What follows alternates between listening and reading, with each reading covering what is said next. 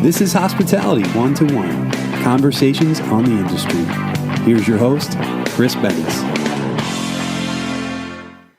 Joining us today is a return guest, the first two-timer on the Hospitality 1-to-1 podcast.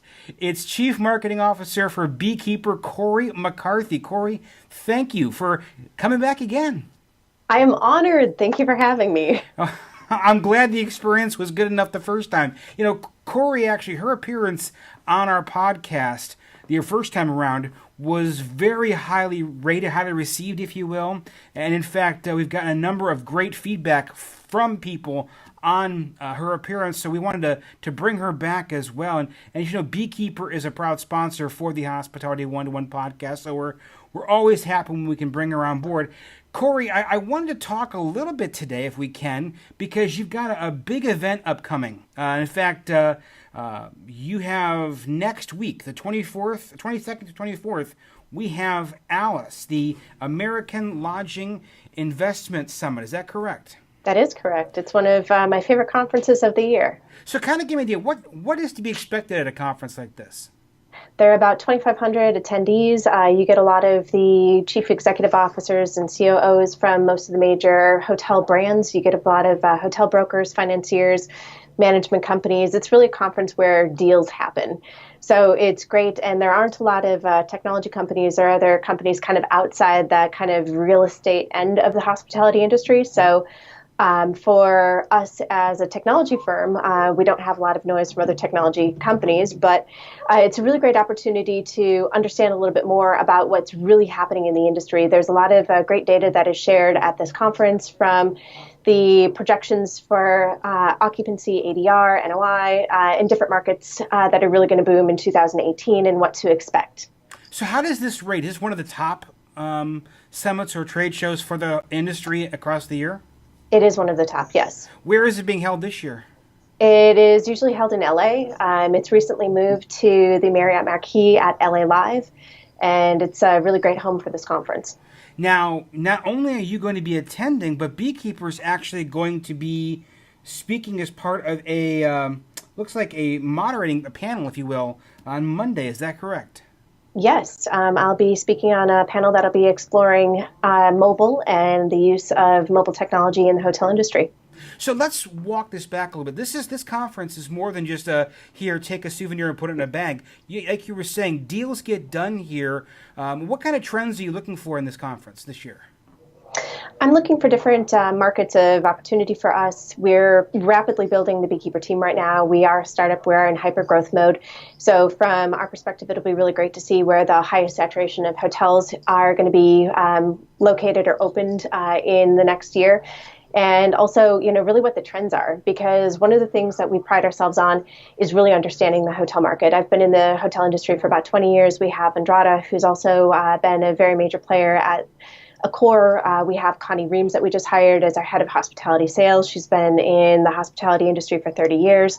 So we really pride ourselves on being able to not only understand the hotel industry, but to keep up with the trends so that we can adapt our technology to make sure that we're really hitting all of the marks and all of the needs that the hotel industry has, and have enough intel behind us that we can see around the corner to predictively develop new kind of features or abilities within our technology to make ourselves, Beekeeper, work better for hoteliers.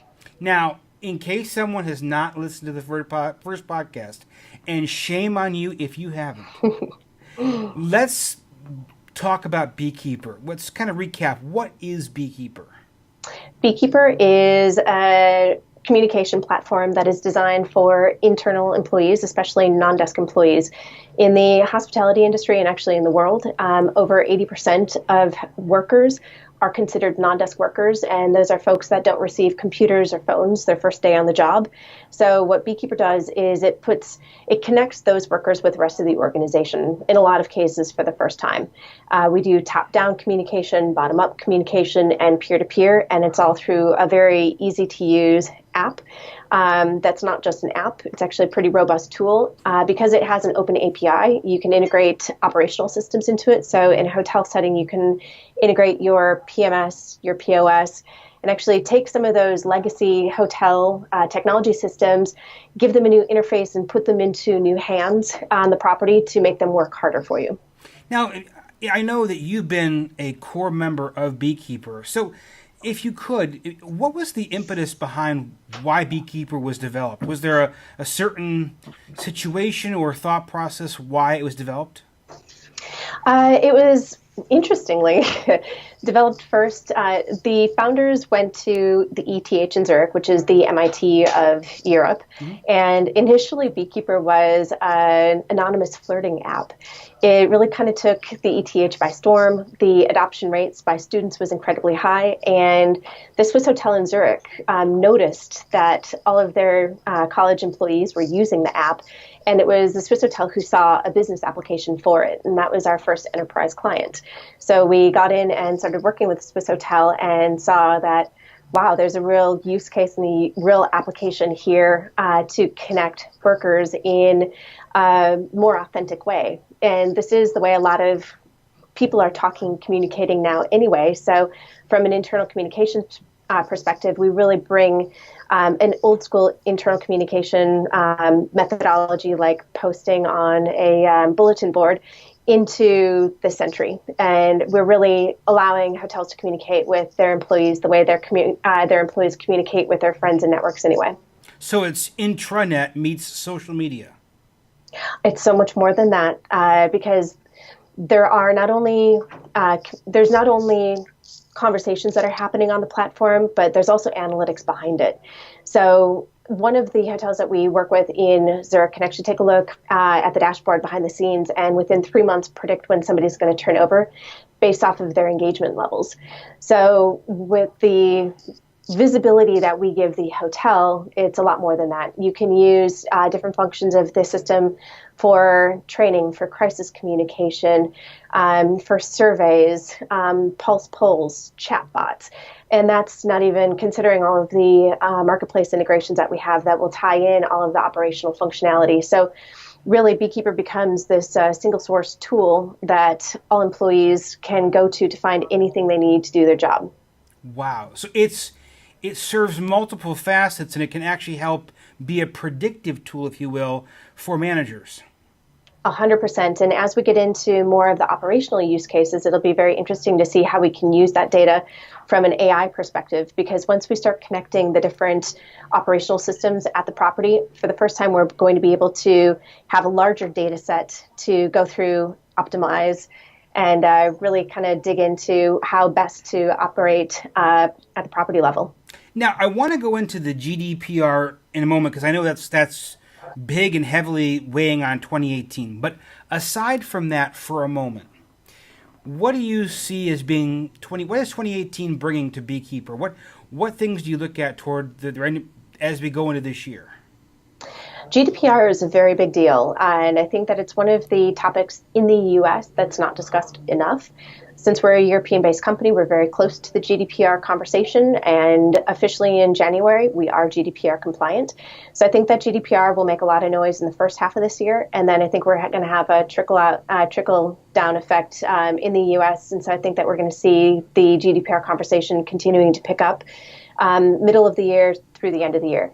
There's a lot of conversations happening right now around mobile, and I really expect those to start to shift because in the hospitality industry, we're relatively slow to adopt to different types of technology and really maximize the use of those technologies in all aspects of the hospitality operations. And right now, the conversation about mobile has really been limited to customer-facing mobile applications. And we really haven't taken a look at what else mobile can do for a hotel property.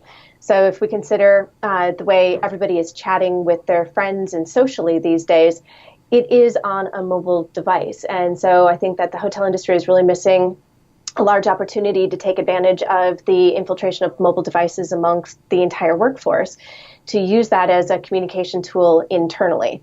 Additionally, because of applications or platforms like Beekeeper, we're able to take that the next step further past just employee communications and really kind of use the mobile devices to optimize operations at the property level. You said something fascinating, and I want to talk about it for a moment. You had said at the beginning of that statement that a lot of focus has been made on mobile application for the guest, if you will, but not as much toward the employee side of things. Why do you think that is? What's the big hang-up? That's easy. In the hospitality industry, the number one goal is to get heads in beds. And so every hotelier's focus is on guest satisfaction, how to get guests to come to the property and impact occupancy, how you can treat them well enough that they're loyal so that you can increase the rates to have an impact on ADR. And one of the things that we're definitely missing is the employees, not because the hoteliers don't care about the employees, it's just because so much focus is put on the guest. But interestingly, if we take a step back and take a look holistically at the guest experience, a lot of that has to do with the employees. And so if we're able to help hotel organizations create a better culture and happier employees, that will be very visibly seen in the guest satisfaction results, because when a guest walks in, the first person that they speak with is the person behind the front desk. And if the hotel is treating that person well, it will be reflected in that person's energy and the way they approach their job and how they greet the customer. So at every step along the way, it's all about the experience and what is that experience at the hotel. There's a lot of attention paid to design. There's a lot of attention paid to a number of different things along the way, including how employees interact with guests. But we are able to help hotels take that to the next level, because happy employees at the end of the day translates to happy guests, which translates to loyalty, and at the end of the whole circle, increased RevPAR and ADR. Now, one of the other factors we always look at is ease of use. We understand how easy it may be to utilize the actual Beekeeper platform, but talk about what it takes to get it, if you will, implemented into a hotel, large or small. Is it tough to do? Is there a lot of back-end work? What goes into it? It's very easy. It's intuitive both on the front end and the back end. I am very techie. In this circle in Silicon Valley, I'm not so techie, but I can do it. And if I can do it, everybody else can. The user interface for Beekeeper, both on the front end and the back end, is so simple and so easy to use. We also have a fantastic customer success team that really holds our hotel clients' hands every single step of the way. And once you meet one of our Beekeeper clients, it's almost embarrassing how much they gush about us and their experience with our team and how helpful we are. And we put a big focus on customer success and making sure that all of our customers understand how to properly use the system to make sure that the adoption rates at the property level are really heading in the right direction, how to optimize their platform, and how to customize it too, because there are a number of different operations that have different needs. For instance, we work with RHW, which is a management company, and they've got about 20 properties. Their use case is going to be a little bit different than an actual properties use case. And so we'll work with them to make sure that they're optimizing their Beekeeper platform, because it is so flexible and so customizable to really make their operations run the way they need them to. And then separately go back and take a look at how Beekeeper is used at each of the individual properties to optimize operations at the property level as well. And not only, from what I understand, is it good, quote unquote, out of the box, but you also can customize it with API, correct? Absolutely. We have a marketplace that's being built up significantly. We have an integration that we're working on with ADP, SAP. We're working on an integration right now with a PMS company that I'm not sure that I'm allowed to name drop. But as we grow into 2018, there are going to be more and more of these out-of-the-box integrations that hoteliers will be able to easily plug into their existing Beekeeper platform. And if it's not already a built-in integration, you have a team that can help with that API integration, correct? 100%. Any open API can be customized and built into the Beekeeper platform. That is a relief to many, many hoteliers out there. Now, I want to talk, because we started talking about 2018, and you'd hit the nail on the head. GDPR, which, of course, is General Data Protection Regulation, is... as I understand it, was passed back in April of 2016, and in May of this year, it goes live, if you will. It's being enforced. So I want to talk about it. What is the GDPR, and what does it mean for hoteliers? Well, any hotelier that accepts a European resident as a guest will be covered under the GDPR protocol, which means that any data that you have from a European citizen needs to be protected in a way that is GDPR compliant. At the end of the day, GDPR is really simply good, clean living and how we all should be protecting our data. So it's not asking us to do anything that we shouldn't be doing already. It's just really kind of enforcing us to make sure that we're treating that data properly and that we are ensuring that we're protecting those travelers that are coming in. And in effect, we'll actually be protecting the U.S. or global travelers visiting our hotels in the U.S. Now, is there a comparable U.S. regulation we have now? No, I think that one of the things that we can draw on is there was an agreement made between the U.S. Chamber of Commerce and the EU back in, I believe, September of 2016 called Operation U.S. Shield. And U.S. Shield is an agreement between the U.S. and the EU that we will protect data. So that U.S. Shield actually grandfathers the United States commitment to data protection into GDPR. So right now, GDPR is kind of the gold seal of data security and data protection that I think a lot of U.S. companies are also complying with because, like I said before, it just makes good sense. It doesn't ask for anything completely out of the question. It will take a little bit of work for hotels to ensure compliance, which we urge everybody to do. But it's not anything that's rocket science or difficult by any stretch. So let me, put some skin on this. You have a husband and wife or a couple, someone coming to your hotel. You're in Minneapolis, Minnesota, and you've got someone coming from Rome. Because they're a European citizen, your hotel must be GDPR compliant, correct?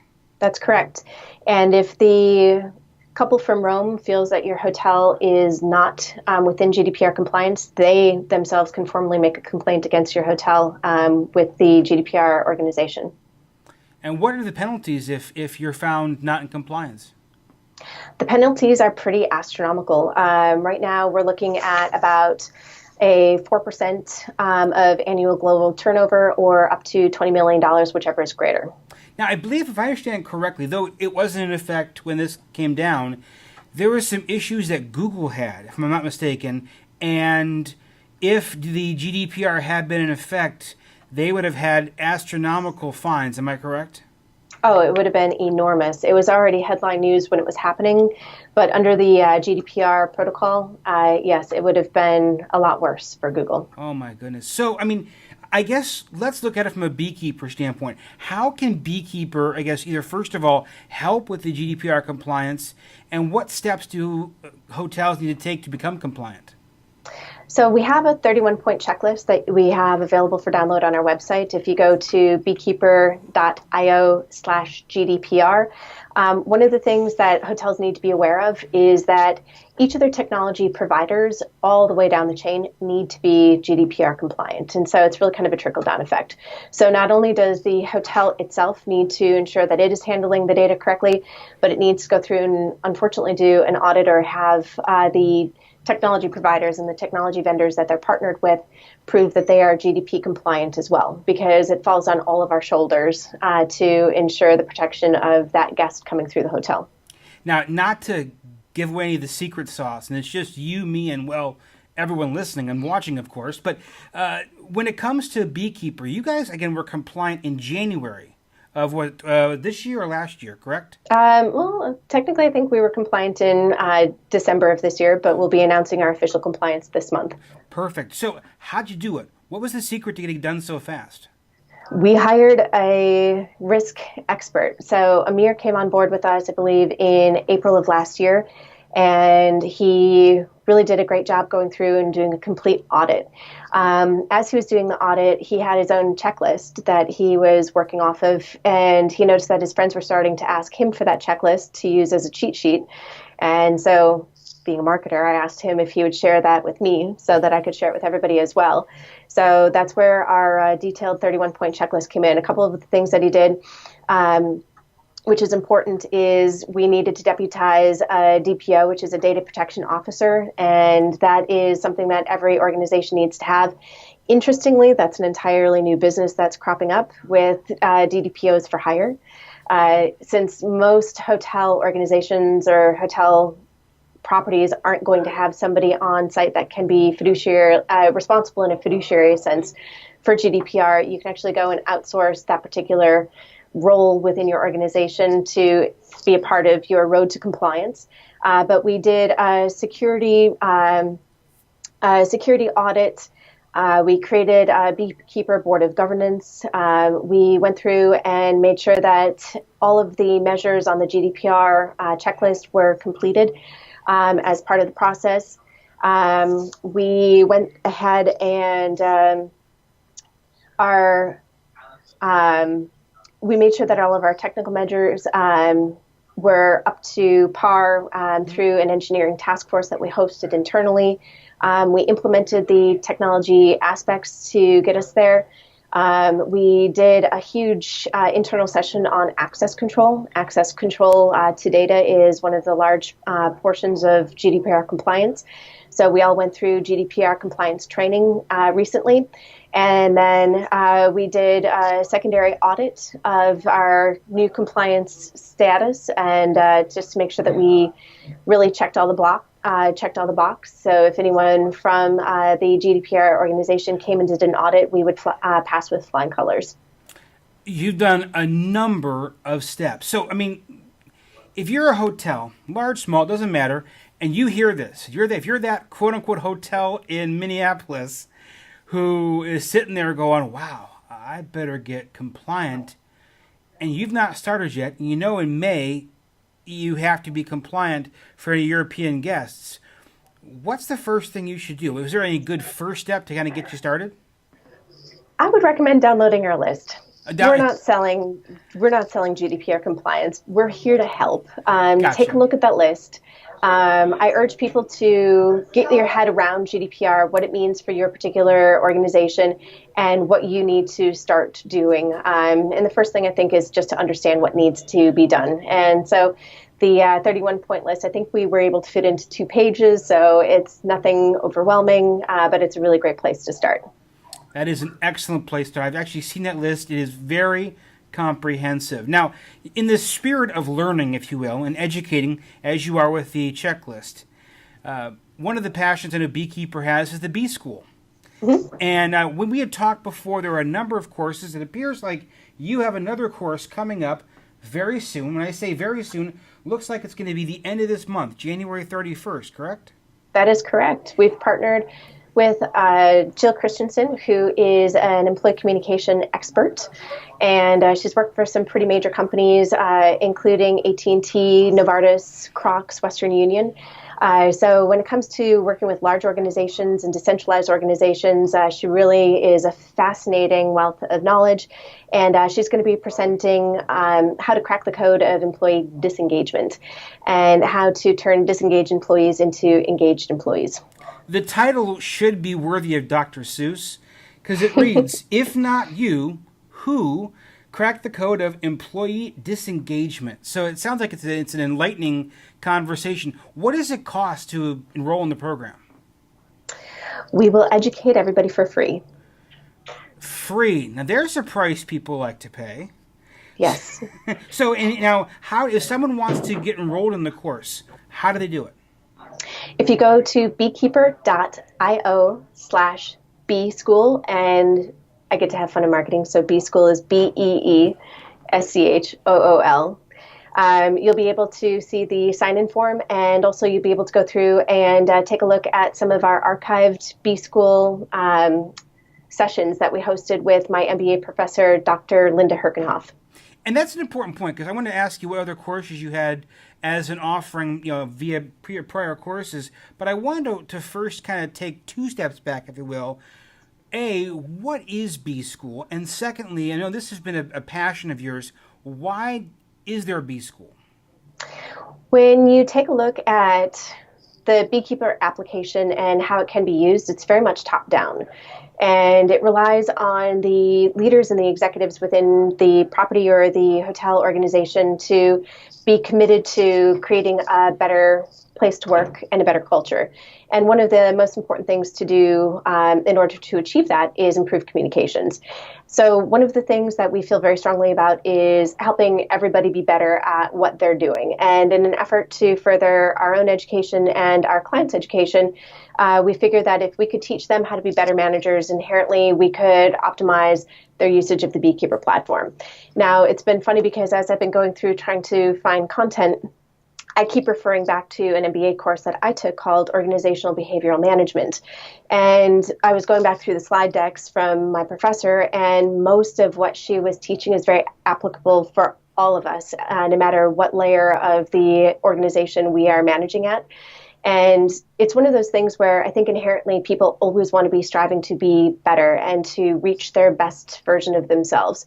So in an effort to do that for us internally, for our clients, and for potential future Beekeeper clients, that's how we really kind of came to B School. And so it was a mass effort to really kind of bring up the educational level and commitment to really creating better workplaces, and at the same time with an eye on business. And better workplaces has a direct result. Creating a better workplace will have a direct result on profitability, because motivated employees are more loyal, dedicated, engaged, and hardworking.